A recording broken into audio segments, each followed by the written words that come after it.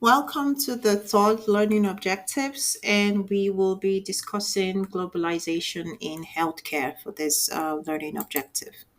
So, there are a couple of modes in which economic interrelationship happens in terms in driving the globalization of healthcare across the world, and a couple of we're going to talk a little bit of some of them, not in detail, but just to kind of mention it so you have an idea how that goes. So the first is telemedicine has been one of those modes of economic interrelations that has been happening across different healthcare systems. So, one of the things that telehealth has been able to do very well has been its facilitating cross border consultation, whereby you don't have to travel to a completely different country to be able to have another doctor see you or receive a second opinion. So you can actually have through remote monitoring, whereby you have a consultant surgeon, for an example, who is in the US and is consulting on a surgery that is happening, say, for instance, in Ghana, West Africa. So telemedicine has been able to achieve that, leading to more relationship between different healthcare systems and different healthcare professionals to work together and improve health outcomes as a result. It has also helped in connecting patients who are in low income resources with specialists who are in higher income countries, and reducing geographical barriers. For instance, someone who is in the Philippines, for an example, if the person was going to come to the US for a consultation or even for service, it's a service, they would have to consider having to where they're going to stay in terms of hotel bills or even feeding within the time that they are in the US.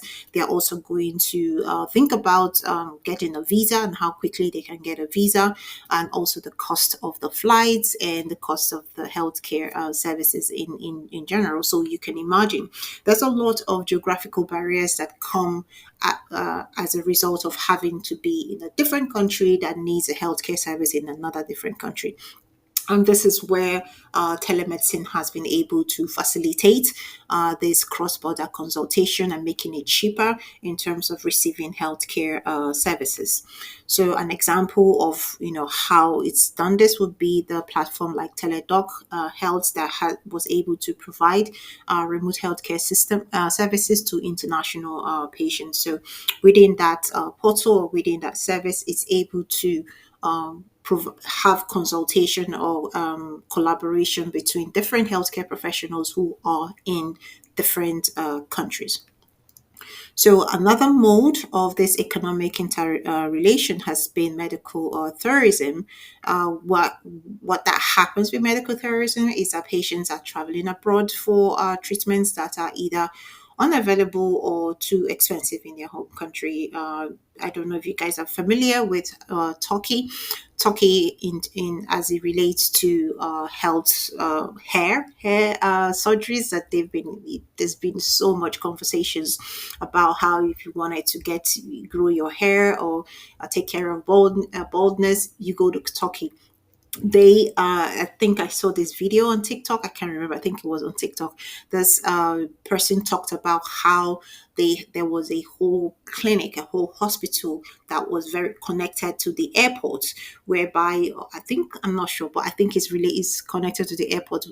Basically, as she was landing, or he or she, I can't remember the gender, as he was landing in the airport, the hospital provided a driver to come pick her up, and within the hospital there were rooms where she could stay, and there was a spa treatment, and there was spa, and there was gym, all within the same service. And when she talked about how much she paid, or how much she paid, I can't remember the gender, sorry, how much was paid for the services, it was so much more cheaper to have gone receive that A-list treatment in Turkey versus if they were getting that same treatment in the US. So this is how this happens with medical tourism.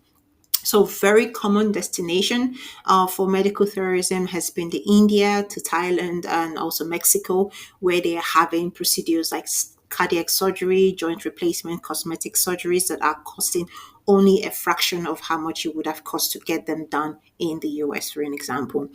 So India offers cardiac surgeries that are at a tenth of the cost of receiving the same similar procedure in the US.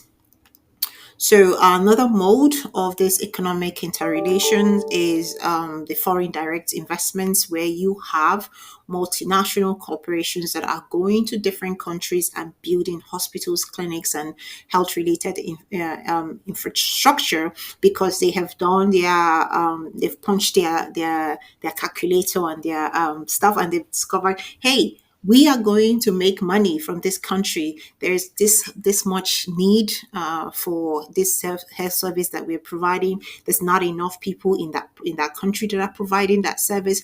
If we go there and get that market first before anybody else does, we'll be able to make us, a lot of money. So you have that happening in different countries, whereby these multinationals are going into those countries that they probably very, very likely going to get it at cheaper labor, and having to spend less money in terms of building the hospital, in terms of staffing, in terms of a couple of things. And for them, they would make more money in doing that. So you have the GE Healthcare that has expanded operations in Africa, for an example, whereby it is improving access to diagnostic imaging in technology in Africa, but they are also making a lot of money because that's a market that is emerging. There's not a lot of competition for them over there. So a lot of people who need diagnostic imaging go to them because there's no other as who's providing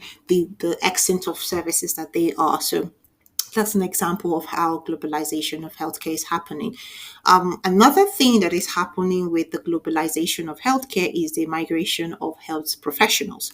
So you have health workers from the global south that are migrating to the global north because they are seeking better working conditions, thereby creating shortage in their countries. I remember in the 90s, because I'm from Nigeria. In the 90s, there were a lot of nurses that basically left Nigeria in droves.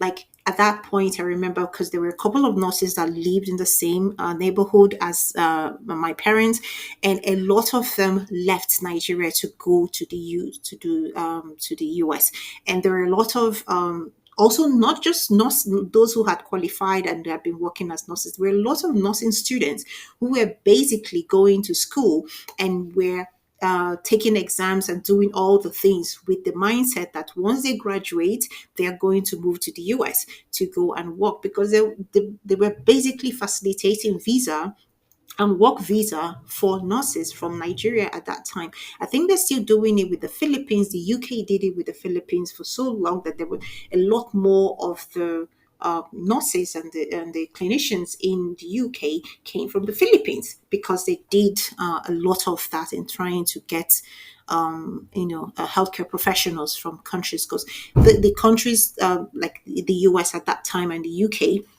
at that time were not producing healthcare workers at the rates that they needed it. And so they still had students in school, but it was going to take a longer time to get all of the students who were still training to come into the workforce. So what they did was to go to countries where you already had people who have been working there and said, okay, come to our country and we're going to pay you better than what you're receiving. So a lot of that happened. I think a lot of that is still happening, but I do remember in the 90s, it was a lot of people who were migrating from the global south and we're migrating to the global north. So an example, like I said, example would be country nurses from Philippines and India. A lot of them migrated to the UK and to the US, leaving gaps. Especially when you consider that a lot of, at least I can speak confidently about Nigeria, a lot of the nursing education and health education that is done was done at a much subsidized rate. So a lot of students who are being trained as nurses or trained as doctors are going to school at subsidized rate. And So they're not, for instance, being going to school at a debt or some debt.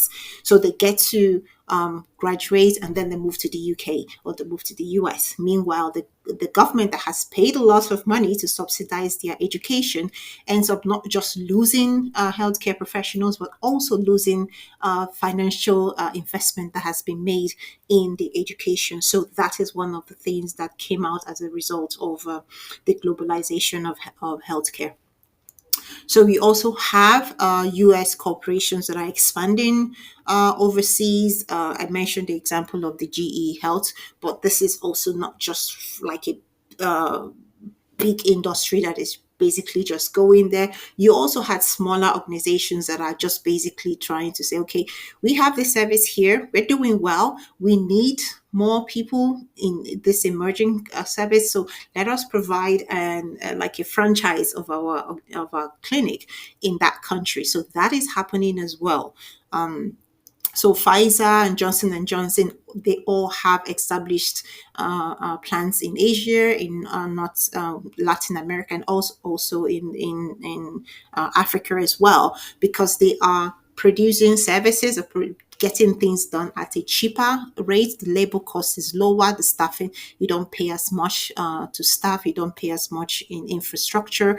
So they establish in those countries and have some form of part of their services done, or some part of their manufacturing done in this low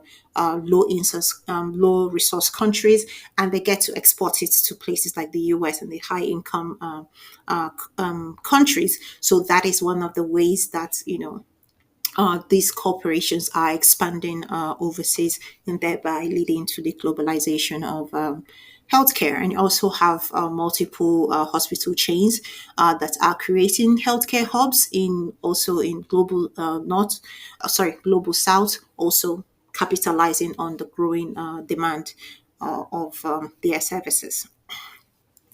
And then you have healthcare services providers, US providers being very much in demand.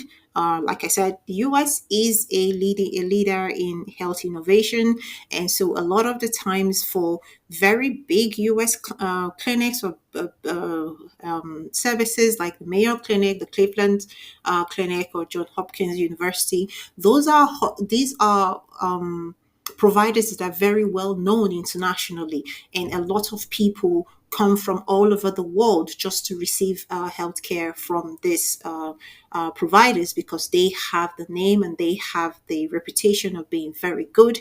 So that also drives international patients that are seeking advanced care in the US. All of this influencing the globalization of care. An example would be the Cleveland clinic in Abu Dhabi that serves as a regional hub for high complexity medical services, and is doing that for the Middle East and North Africa. So basically, coordinating healthcare in multiple countries. So, what has been the impact of medical tourism? I want to talk about this before I move going further about it, because medical tourism is one of the modes of this economic interrelationship that I mentioned with the globalization of healthcare. Medical tourism basically involves patients traveling from their country to go to a different country, to get either a specialized procedure or cheaper procedure than they would get in their country. So this is an industry that has experienced massive growth in a couple of years, with millions of patients that have been traveling globally per year just to go and get healthcare. So in 2002, India attracted over 1 million medical tourists for treatment like orthopedic surgery, fertility treatment, heart procedures. And these countries basically create healthcare that is focused on delivering health services to international patients. Like, they go out into those countries with the sole purpose of recruiting patients to come to them to receive healthcare service. There are a number of back when I was in Nigeria, there are a number of representatives from these hospitals in India, for an example, who would go to the local hospitals in Nigeria to talk to the doctors, so that the doctors can talk to patients who may need this advanced treatment. So, if a doctor has a patient that needs, let's use for example, orthopedic surgery, that doctor has already been marketed by the rep that's coming from the Indian hospital, so they are also selling it to their patient. Very, very similar to what happens with pharmaceutical reps, happens with the medical tourism, where you have their reps for this from these hospitals and from these clinics going into different countries and trying to recruit patients, for an example. So this is something that's been actively happening in when it comes to medical tourism. So there are a number of drivers for medical tourism. One is cost.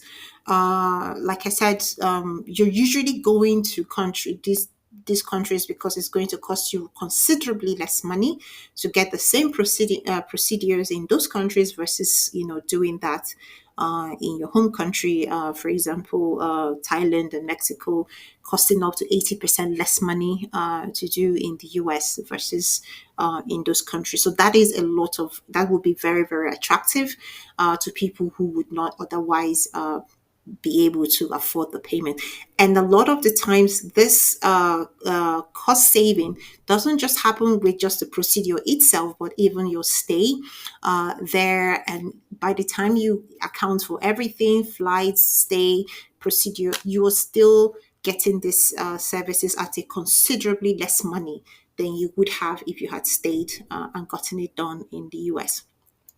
So also specialized services is some of the reasons why people are seeking, going to medical tourism, because you have patients who are seeking expertise that are unavailable in their country. For example, if they don't have this advanced cancer treatment or fertility treatment, they would go to a different country that has that. And then they would potentially have a shorter wait time, because if there is a lot, some of the times getting into being treated can take a while. It's not instantaneous need. You may have a long waiting list. And so for people who are able to get the treatment done at a shorter time, we will be more interested in going elsewhere to get it done. Medical tourists are able to avoid the long waits that kind of happens with procedures in their countries, and this is particularly for countries with universal healthcare services where wait time is a challenge for them. So it's cheaper for them to go to a different country than to stay. Canada, actually, a lot of Canadians actually come to the US, even though Canada, you get to receive some of the services free of charge, and the US costs a lot of money for the same service. But because of the wait time, there are people who don't want to wait. They will come to the US and get the service and then go back home. So that happens with, these are some of the drivers of medical tourism. However, there are challenges and ethical concerns when it comes to medical tourism, one of which is quality assurance. There's such a variability in healthcare standards that is happening across countries that does pose patient safety risk. A lot of the times, people are relying on word of mouth in terms of saying, oh, this is a good clinic, this is a good clinic, oh, I had this procedure here and I was fine, nothing happened, because it's not a lot of quality assurance that is happening on the systematic level of saying, okay, this is good. These are all the clinics that have met our quality metrics and all of that. So this is very varied in terms of that, which poses risk because patients who are going to the countries or to the clinics are basically going at their own risk with the hope that everything goes well. Some of the times, if it doesn't go well, they don't have a recourse for action. They don't have anywhere to fall back in terms of getting things sorted or corrected. So that is one of the risks that come, one of the challenges that come with medical tourism. And there is a lot of impact on local populations where you have, like I mentioned, you like I'm using India for an example because I experienced that, where a lot of medical reps are going out to these countries just to recruit patients. In situations like that, there will be a lot of priority placed on international patients than there would be for the local patients, because they want to get more people to come into the hospitals and receive care. What that would do is it will exacerbate the existing disparities that happen within the countries. It's very much the same as the corporatization of US healthcare system, whereby there's a more drive for economies of scale. There's more drive for profitability, which kind of does it at the expense of health equity, at the expense of health access and utilization, particularly for vulnerable populations. So that also happens with medical tourism, just that in this case is kind of happening on a more systemic level than with the you, because now you're possibly dealing with vulnerable populations both in the country of those that are providing the services, as well as the country of those who are coming to the other country to uh, um, get services. And there is regulatory gaps. A lot of countries do not provide oversight for the safety and ethical practices of these facilities that are serving with the medical authorities. There's usually not in, let's use for example, one unified body that is making sure that all of these patients that are coming from different countries are able to make sure that they all abide by the safety in their various countries, or even making sure that, okay, this is what happens if you get system service in our country and something goes wrong. This is how you can seek redress, stuff like that. So this provides a lot of challenge for medical authorities. So, like you guys would already have noticed, there's a good and there is not so good when it comes to these things. So let's now talk about the global health workforce and some of the challenge that came with the globalization of healthcare. The big one is shortage of health workforce. For the most part, countries are not producing as many healthcare, especially frontline healthcare professionals, as they need. Not just in general, as you guys know, what happens with health workforce is that people go usually flock to the cities or to the wealthier side of the country, and the poorer, the rural areas, deal with shortage of healthcare. So there's not a good even distribution of healthcare across different countries, or even not just globally. This happens within the countries and also globally. So this is a internal challenge that globalization of healthcare exacerbates. First of all, over 50% of countries lack sufficient healthcare providers to provide healthcare within their countries.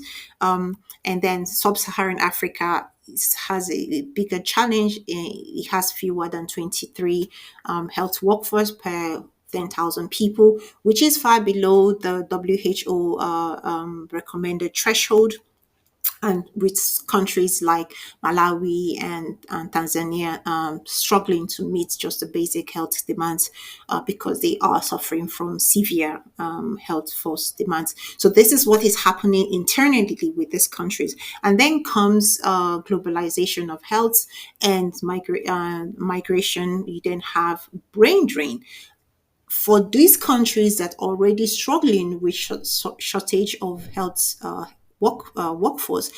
the ones that they have are leaving their home countries and migrating to the global north or high income countries, therefore further depleting the healthcare systems in their country, and making the workforce shortage even worse.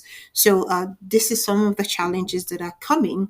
An example would be that more than 50%, 15% of the workforce in the US and the UK are foreign trained. So already you have these countries that are struggling with shortage, and then the ones that they have are leaving their countries, are migrating to the higher income countries, therefore making the shortage in their home countries even worse than it was. And then rural regions in the world, not just in the US, but rural regions in the world also have that challenge, in the sense that most healthcare professionals are choosing to live in the urban areas rather than in the rural areas. I mean, this happens across the world, whereby the rural areas are dealing with critical shortage. So you have the migration that happens between countries, but you also have a migration that happens within the countries, where the rural areas are having to suffer, severe shortage, because professionals would rather live in the cities than work from the rural areas. So, some of the challenges with the globalization of healthcare is chronic conditions. So, some of some of the things that came with trade agreements and multinationals, settling in the global south, was Western diets and sedentary lifestyle coming in addition to that, which then led to more lifestyle based illnesses like diabetes, hypertension, and cardiovascular diseases. These were things that were much, not that there weren't people in global south that had these diseases or these conditions. It's just the global south suffered more from communicable diseases than non-communicable diseases and these chronic conditions. Then came globalization, then came the trade agreements, and then suddenly you had chronic conditions becoming more prevalent in the global south than it was before all of that happened. So those are some of the negative impacts that came with globalization of healthcare. Another thing that happened was the global south started dealing with infectious disease threats that came from the traveling across. An example would be COVID-19. What happened with COVID-19, the pandemic with COVID-19, was because a lot of it is, how it was so easy moving from country to country. And meaning not just getting into the airports, or also being able to access their healthcare services and healthcare system. That's one of the things that comes with globalization of healthcare. So there's some good and there's some bad, as in all everything. So that's where we end with this module. This module, the idea was to kind of introduce you to this course in a way of looking at the US healthcare system, looking at corporatization of the US system, and also looking at globalization of healthcare. So as we proceed with the rest of the module, the courses, the modules in this course, do keep remembering what we've covered in module one, so that everything all ties in with that. I hope you guys have a great day and have a good day. Bye.